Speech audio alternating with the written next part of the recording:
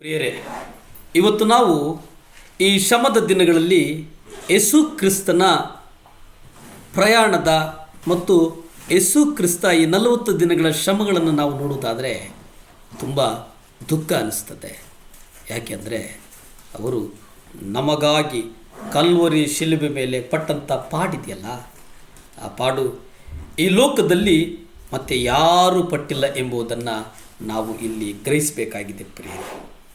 ಯಾಕೆ ಅಂದರೆ ನೀವು ನೋಡಿ, ಇವತ್ತು ನಾವು ಪ್ರಾರ್ಥನೆಗೆ ಪುರುಸತ್ತಿದೆಯಾ ಅಥವಾ ಇಲ್ವಾ ಅನ್ನುವಂಥದ್ದು ಈಗ ನಮಗೆ ಒಂದು ಯಕ್ಷ ಪ್ರಶ್ನೆಯಾಗಿ ಕಾಣ್ತದೆ.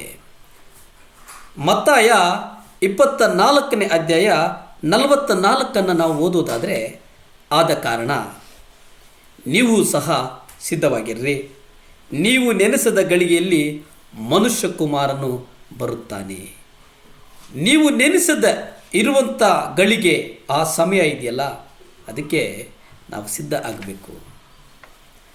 ನಾವು ಸಿದ್ಧ ಆಗಲಿಲ್ಲ ಅಂತಂದರೆ ಯೋಚನೆ ಮಾಡಿ.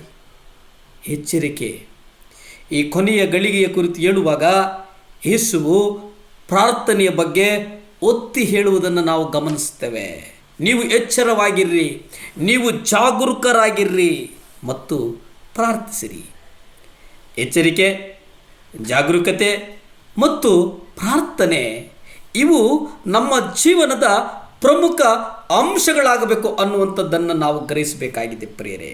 ನೀವು ನೋಡಿ, ಮಾರ್ಕ್ ಸುವಾರ್ತೆ 13ನೇ ಅಧ್ಯಾಯ 33 ನಾವು ನೋಡುವುದಾದರೆ, ಯಾಕೆಂದರೆ ಮನುಷ್ಯಕುಮಾರನು ಬರುವ ದಿನವನ್ನಾಗಲಿ ಗಳಿಗೆಯನ್ನಾಗಲಿ ನೀವು ಅರಿಯದವರಾಗಿದ್ದೀರಿ.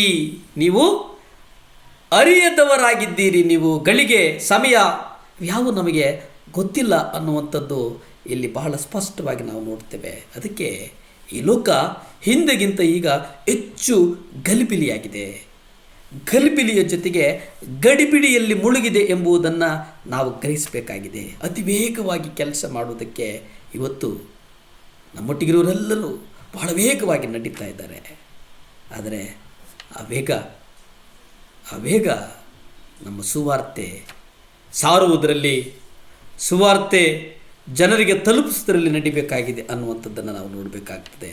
ಯಾಕೆಂದರೆ ಲೂಕ 21:36 ನೋಡಿ, ಎಫೆಸ 6:18 ನೋಡಿ, ಕೊಲೊಸ್ಸೆ 4:2 ನಾವು ನೋಡುವುದಾದರೆ ಇಲ್ಲಿ ನಾವು ನೋಡ್ತೇವೆ ಮುಖ್ಯವಾಗಿ ಎಚ್ಚರವಾಗಿರುವುದು ಹಾಗೂ ಪ್ರಾರ್ಥಿಸುವುದು.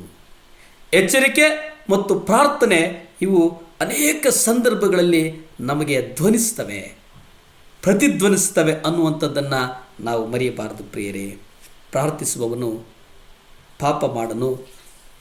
ಪಾಪ ಮಾಡುವವನು ಪ್ರಾರ್ಥಿಸನು. ಈ 2 ದಿನಗಳಲ್ಲಿ ಪಾಪವು ಹೆಚ್ಚಾಗಿರುವುದರಿಂದ ತಪ್ಪಿಸಿಕೊಳ್ಳಲು ಪ್ರಾರ್ಥನೆಯೊಂದೇ ಮಾರ್ಗ ಅನ್ನುವಂಥದ್ದನ್ನು ನಾವು ಮರೆಯಬಾರದು.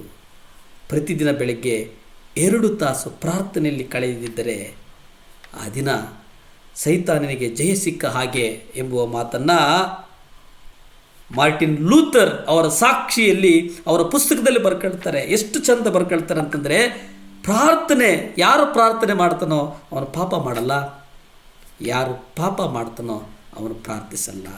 ನೋಡಿ, ಇದು ಸಾಕ್ಷಿ. ಪ್ರಾರ್ಥನೆ ಸಮಯ ನಮ್ಮ ಜೀವಿತದಲ್ಲಿ ದಿನದಿಂದ ದಿನಕ್ಕೆ ಹೆಚ್ಚಬೇಕು. ಪ್ರಾರ್ಥನೆ ಸಮಯ ಕ್ಷಣ ಕ್ಷಣಕ್ಕೂ ಗಳಿಗೆಗೂ ದೇವರನ್ನು ಸ್ತುತಿ ಮಾಡಬೇಕು. ಆಗ ದೇವರು ದೇವರೊಂದಿಗೆ ನಾವು ಹೆಜ್ಜೆಯೊಂದಿಗೆ ನಡೀತಾ ಇರ್ತೇವೆ. ಪ್ರಾರ್ಥನೆ ಮಾಡಿಕೊಳ್ಳೋಣವೇ. ಭೂಮಿ ಆಕಾಶಗಳನ್ನು ಉಂಟು ಮಾಡಿದಂಥ ಸರ್ವಶಕ್ತನಾದಂಥ ದೇವರೇ, ಕೋಟಿ ಸ್ತೋತ್ರ ಸ್ವಾಮಿ. ವಿಶೇಷವಾಗಿ ದೇವರೇ, ಅಪ್ಪ, ಯಾರ್ಯಾರು ಹಾಸಿಗೆ ಮೇಲೆ ಮಲಗಿದ್ದಾರೋ ಅವ್ರಿಗಾಗಿ ಪ್ರಾರ್ಥಿಸ್ತೇನೆ ಸ್ವಾಮಿ. ಈ ಸಂಚಿಕೆ ದೇವರೇ, ಯಾರ್ಯಾರು ಕ್ಯಾನ್ಸರ್ನಿಂದ ಬಳಲ್ತಾ ಇದ್ದಾರೋ ಅವ್ರಿಗಾಗಿ ಪ್ರಾರ್ಥಿಸ್ತೇನೆ ಸ್ವಾಮಿ. ಯಾರ್ಯಾರು ದೇವರೇ ಹೃದಯದ ಸಮಸ್ಯೆಯಲ್ಲಿ ಬಳಲ್ತಾ ಇದ್ದಾರೋ ಅವ್ರಿಗಾಗಿ ಪ್ರಾರ್ಥಿಸ್ತೇನೆ ಸ್ವಾಮಿ. ಯಾರ್ಯಾರು ದೇವರೇ ಚರ್ಮದ ಕಾಯಿಲೆಗಳಲ್ಲಿ ಬಳಲುತ್ತಾ ಇದ್ದಾರೋ ಅವ್ರಿಗಾಗಿ ಪ್ರಾರ್ಥಿಸ್ತೇನೆ ಸ್ವಾಮಿ. ಯಾರ್ಯಾರು ದೇವರೇ ಅಪ್ಪ ಖಿನ್ನತೆಗೆ ಒಳಗಾಗಿದ್ದಾರೋ ಅವ್ರಿಗಾಗಿ ಪ್ರಾರ್ಥಿಸ್ತೇನೆ ಸ್ವಾಮಿ.